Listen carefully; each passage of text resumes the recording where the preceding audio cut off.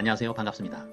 지난 9월 15일자에 식약처에서는요, 가이드라인을 하나 발표를 하는데요. 바로 리필용, 소분된 맞춤형 화장품의 품질 안전 및 판매장 위생관리 가이드라인입니다. 그 주요한 내용은요, 다음과 같은데요. 소분된 맞춤형 화장품 내용물의 품질 및 안전 관리, 그리고 그 세부적인 내용으로는 그 입고 관리, 내용물에 대한 입고 관리, 또 보관 관리, 그리고 판매 중인 내용물의 품질 안전 관리에 대한 세부적인 내용이 들어가 있고요. 두 번째로는 판매장의 위생 관리입니다. 또 판매장에 그 소분 장치를 사용할 때 어떻게 위생적으로 관리해야 되는지, 리필 용기의 선택 및 재사용에 대한 거, 또 장치 관리 기구, 용기 세척 방법 등이 나와 있고요.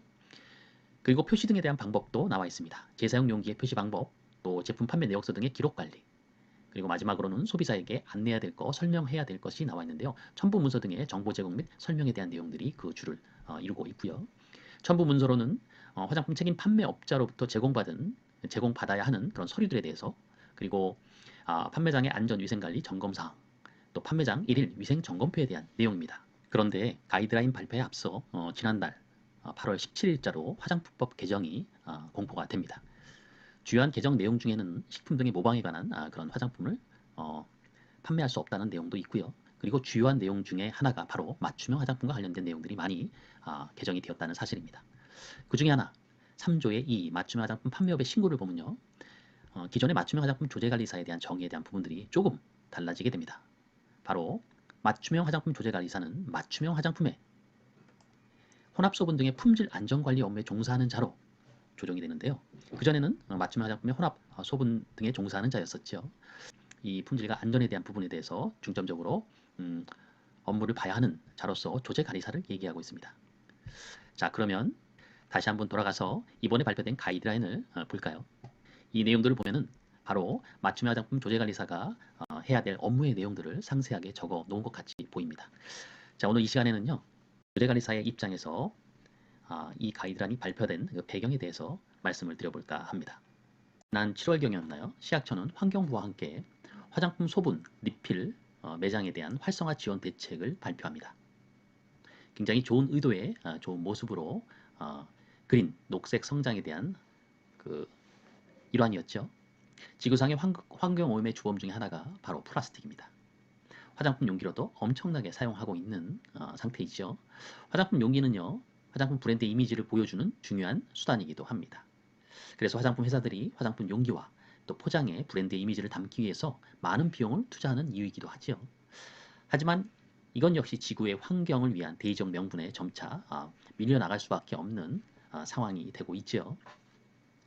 재활용이 쉽지 않은 화장품 용기에 대한 그런 속성상 많은 비난들이 쏟아지고 있는 것도 사실입니다. 그런 와중에 맞춤형 화장품 판매업에 대한 새로운 제도가 도입이 되었죠. 2020년 3월 14일자로 도입이 되었는데요. 아쉽게도 1년 반이 지난 현재까지도 이에 대한 활성화에 대한 부분에는 의문이 남습니다. 맞춤 화장품 판매업자로 신고한 업체가 불과 160여 곳에 불과하기 때문이죠. 물론 코로나의 영향도 있겠고요. 조금 더 파고들면은 여전히 맞춤형 화장품이라는 것에 대해서 실제 소비자가 느끼는 필요성 이런 것들이 아직은 부족한 부분도 있고요. 제도적으로 이런 부분들을 보완해야 할 부분이 여전히 남아있는 것 같습니다. 여하튼 이러한 맞춤형 화장품 판매 업장을 통해서 이런 녹색 소비를 활성화시키는 이런 좋은 아이디어로 발표가 되었습니다. 그런데요, 조제관리사 입장에서는 조금 더 왠지 찜찜함을 느꼈던 게 사실인데요. 맞춤 화장품의 법적인 기본적인 정의는요, 혼합과 소분입니다. 즉 화장품 내용물과 다른 내용물들에 대한 혼합, 그리고 이 화장품 내용물과 식약처가 지정한 원료에 대한 혼합, 나머지 하나가 화장품 내용물에 대한 소분입니다. 두 번째 정의인 이 화장품 내용물들에 대한 소분으로 만들어진 맞춤형 화장품에 대한 부분을 여기서 이야기하고 있는데요. 식약처에서는요, 현재 현행법상 이 내용물을 소분하기 위해서는요, 반드시 조제관리사가 필요하도록 정해놨습니다. 하지만 이번 리필형 그 소분 화장품에 대해서는요, 조제관리사 없이 매장을 시범 운영하는 내용을 골자로 하고 있습니다. 환경부에서는요, 자원의 순환성과 안전성을 갖춘 그런 소분 리필 판매용 표준 용기를 보급하는 것을 목적으로 하고, 식약처에서는요, 이러한 소분과 관련된 그런 맞춤형 화장품 판매업소에 이 표준 용기를 공급함으로써 이런 그린, 녹색 성장 소비를 유도하는 그런 쪽의 콜라보였죠. 그런데 조제관리사 없이 매장을 운영한다는 그런 부분이 조금은 마음에 걸렸습니다. 화장품 소분 리필 매장의 주요 지원 내용은요. 소비자의 직접 소분이 가능하도록 만들었던 거고요. 맞춤 화장품 조제관리사 없이 소분 매장을 시험 운영한다는 것입니다. 위생관리 지침도 제공하고요. 또 소분 리필 매장에 대한 안전관리, 국제 기준에 대한 논의도 환경부를 통해서 진행된다고 하는 것이었죠. 화장품 소분 리필 판매용 표준 용기를 지급할 수 있도록 표준 용기 지침서를 배포를 하고요. 중소규모의 매장에 표준 용기를 시범 보급합니다. 표준 용기의 생산자 책임 재활용 분담금 감면을 추진하는 것이 그 주요한 내용입니다. 그런데 현행법상 맞춤 화장품 조제관리사 없이는 화장품 소분이 불가합니다. 어떻게 이것이 허용이 된 걸까요? 그것은 바로 2019년도에 산업통상자원부에서 산업융합촉진법이라는 그런 법률에 따라서 산업융합 규제 특례 심의회를 출범시키게 됩니다. 이런 산업융합 규제 특례 심의회에서는요, 규제 샌드박스에 부합하기 위한 여러 가지 규제 조치 완화를 취하고 있는데요. 이 규제 샌드박스라는 것은 신기술이나 신산업 분야의 새로운 제품이나 서비스에 대해서 일정 기간 동안 기존의 규제를 면제하거나 유예시켜주는 제도입니다. 그래서 산업 노초에 있는 이런 새로운 제품들이나 기술의 서비스에 대해서 이건 규제다. 그래서 이 부분을 좀 면제해달라고 신청하게 되면 산업융합규제특례 심의에서 이것을 심의한 후에 이 부분을 일시적으로 해제를 하는 그러한 법이죠. 바로 이 화장품 소분과 관련된 맞춤 화장품 같은 경우에는 화장품 내용물을 소분하는 건데 이 현행법에 대한 이 소분에 대해서 규제라고 보고요. 이 부분을 완화시켜 달라고 산업융합규제특례심의회에 누군가가 어느 기업에선가 그 제기를 한 것이죠. 그러한 제기된 내용이 바로 이런 시범사업과 연결되는 그러한 식약처의 조치를 환경부와 같이 발표할 수 있게 된 바탕이 된 것이죠. 이 신청한 그 기업은요, 바로 이니스프리와 알맹상점이라는 곳인데요. 이 두 곳 모두 맞춤형 화장품 판매 업자로 신고가 돼 있는 상태이지요. 이 알맹상점과 이니스프리는요, 맞춤 화장품 조제관리사가 없는 화장품 리필 매장을 운영하기 위해서 이 실증 특례를 신청하게 됩니다. 그리고 이 실증 특례가 받아들여져서 앞서 말씀드린 조제관리사 없이 일반 매장에서 시범 운영이 가능하도록 된 것입니다. 그렇다면 이 기업들은 왜 이러한 실증 특례를 신청하게 되었을까요? 그 사유로는 그 조제관리사 자격 취득이 쉽지를 않고 고용시 인건비 부담 등이 있기 때문에 단순한 리필 판매만 진행하는 소규모 매장에서는 조제관리사를 두는 것이 현실적으로 어렵다라는 이유를 들고 있습니다. 그래서 이러한 심의를 한 결과 실증 특례에 대한 부분들을 받아들이게 된 사항인데요. 다만 이 위원회에서는요, 이 부분을 받아들이면서 안전한 화장품 판매를 위한 식약처가 제안한 품질 안전 위생 확보를 위한 직원교육, 위생 지침 준수 등의 조건들을 부과하였습니다. 이것들이 바로 이번 발표된 위생 관리와 관련된 가이드라인이다 이렇게 생각할 수가 있습니다. 이렇게 해서 승인된 실증 특례로 얻어지는 기대 효과로는요, 화장품 리필 매장을 활성화가 되는 것을 목표로 하고 있고요. 플라스틱 용기와 또 포장지 사용이 줄어들어서 생활 속에 탄소 중립을 실현하는 모범 사례로 이렇게 기대를 하고 있습니다. 이번 시범 운영은요, 2년간 시범 사업으로 운영될 예정이라고 하는데요. 그렇기 때문에 이번 식약처에서 발표된 가이드라인이 그 운영 지침의 기초가 되겠죠. 세부적인 시범 운영의 개요를 살펴보면요. 대상은 맞춤형 화장품 판매업소 7곳입니다. 알맹사점, 망원점을 포함해서 4곳과 주 이니스프리, 강남점, 건대점, 신규점 총 7곳인데요. 유형은 다음과 같은 4종의 화장품입니다. 리필이 가능한 대용량 위주의 제품군들이죠. 샴푸린스, 바디 클렌저, 액체, 비누입니다. 그리고 중요한 것은 화장품 리필 매장에서 교육 훈련된 직원이 소비자 리필을 지원하고 매장 내 위생관리 등의 수행을 하게 되고요. 이 교육 훈련은 바로 사단법인인 대한화장품협회에 위탁해서 운영하도록 식약처에서 이렇게 지정을 하고 있습니다. 중요한 특례 사항은요, 앞서서 말씀드린 대로 내용물을 소분한 화장품, 바로 맞춤형 화장품인데요. 이 맞춤형 화장품을 소분하기 위해서는 조제관리사가 필요하다고 현행법상 되어 있었죠. 바로 이 부분, 매장별 맞춤형 화장품 조제관리사의 배치 의무에 대해서 적용 면제가 가능하다는 것이죠. 이니스프리의 경우는 예를 들면 강남점, 건대점, 신규점 이렇게 세 곳이 있는데요. 현행법대로 하면 매장당, 즉 3명의 조제관리사를 두어야 하는 것이죠. 그런데 본 특례, 실증 특례에 의해서 이 세 곳 모두 조제관리사 아닌 일반 직원, 교육 훈련된 직원이 대용량 리필 4가지 제품에 대한 소분을 할 수 있도록 허용하는 것이죠.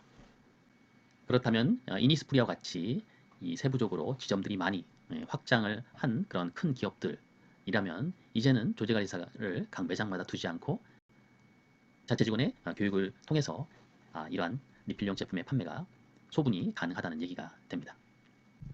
시범사업의 취지대로 탄소 중립이라는 좋은 취지로 시작된 리필 매장은요, 더욱더 확장돼서 소비자들의 과도한 플라스틱 사용을 줄이고요. 그로 인한 탄소 배출을 감축시키는 일석이조의 결과를 만들어내도록 해야 할 것입니다. 그런데요, 그 좋은 취지 역시 화장품의 현장 혼합 소분 판매 일종의 규제 완화 제도로 시작된 맞춤형 화장품 판매업의 시행이 채 2년이 되지도 않은 상태에서 더군다나 지금까지 4천여 명의 조제관리사가 배출되고 있지만 이 코로나 이 시대에 대부분 장롱면허처럼 활용을 하지 못하고 있는 그런 현실이지요. 그 자격증의 효용 가치가 발휘되고 있지도 않은 그런 상황입니다. 맞춤 화장품 판매업 제도의 맞춤 화장품의 중요한 핵심 정의 중에 하나가 화장품 내용물을 소분한 화장품, 바로 맞춤형 화장품이죠. 이것을 할 수 있는, 그리고 이렇게 소분한 화장품에 대한 품질과 안전 관리를 업무를 담당하는 자, 바로 조제관리사죠. 이런 조제관리사가 제대로 그 역할을 하기도 전에 일반 리필 매장에 조제관리사 없이 훈련 교육된 직원에 의해서 이런 맞춤형 화장품을 소분할 수 있는 역할을 허용함으로써 맞춤 화장품 판매를 위한 조제관리사에 대한 그 고용 의지, 기업들의 고용 의지를 한 번에 무너뜨릴 수 있는 특례를 제공한다는 점에서는 왠지 조제관리사 입장에서 안타까움을 금할 수가 없습니다. 현재 신고된 맞춤형 화장품의 판매 형태는 내용물과 내용물을 혼합하는 거, 또는 내용물에 식약처장이 지정한 그런 원료를 혼합하는 거, 이런 형태의 맞춤형 화장품을 조제해서 판매하는 형태보다는 아무래도 기존에는 그 화장품의 내용물을 소분하는 형태가 용이합니다. 그래서 많은 맞춤형 화장품 판매업소가 이러한 두 번째의 그런 정의에 해당하는 영업 범위의 활동들을 처음에 스타트 포인트로 잡을 거라고 생각이 드는데요. 이미 고용비누 같은 경우에는 여기에 예외 규정을 두고 있죠. 고용비누는 단순 소분하는 형태의 행위에 대해서 조제관리사 없이 또 유통 판매가 가능하도록, 소분해서 유통 판매가 가능하도록 하고 있습니다. 그런데 여기에 더불어서 현재와 같이 샴푸, 린스, 액체 비누, 바디 클렌저의 대용량까지 그 예외 규정을 확대시킨 형태가 돼버린 이유이지요. 소분한 맞춤 화장품의 품질 안전 및 판매장 위생관리 가이드라인, 이 발표된 내용을 보시면요, 조제관리사가 지켜야 할 중요한 그 업무들을 거의 다 포함하고 있습니다. 조제관리사 시험을 한 번이라도 준비하신 분이라면은 이 내용들이 쉽게 알 수 있는 내용이 아니라는 것들은 짐작할 수가 있을 것입니다. 물론 대한화장품협회에서 이 직원들에 대한 교육에 대해서 철저한 그런 훈련과 학습을 시킬 거라는 부분에 대해서는 의심의 여지가 없습니다만, 그럼에도 불구하고 이러한 맞춤형 화장품 판매업의 제도에 대한 근본 취지에 대해서 불과 채 2년이 되지 않은 시점에서 그러한 예외 규정을 잡고 둔다는 것은 결국 이런 조제관리사에 대한 일자리에 대한 부분과 연관이 될 수 있을 거라고 생각합니다. 지난해 처음 맞춤형 화장품의 판매업 제도의 전 세계 최초로 시행이 되는 부분들을 발표하면서 소비자를 위한 안전관리와 품질관리를 최우선으로 내세우며 맞춤 화장품에 대한 전문 인력 양성으로 일자리 확대를 최우선 방향으로, 정책 방향으로 발표하였던 식약처의 보도자료가 생각이 납니다. 조제관리사 시험제도의 취지를 생각해 본다면 현재 진행되고 있는 탄소 중립의 정책 일환으로 대용량 화장품 리필용 제품의 판매를 위해서 품질, 안전, 위생 확보를 위한 교육 및 위생 지침 준수를 일반 직원에게 교육 이수를 통해서 허용한다는 것이 다소 좀 성급하지 않은 조치인지 약간 우려가 되기도 합니다.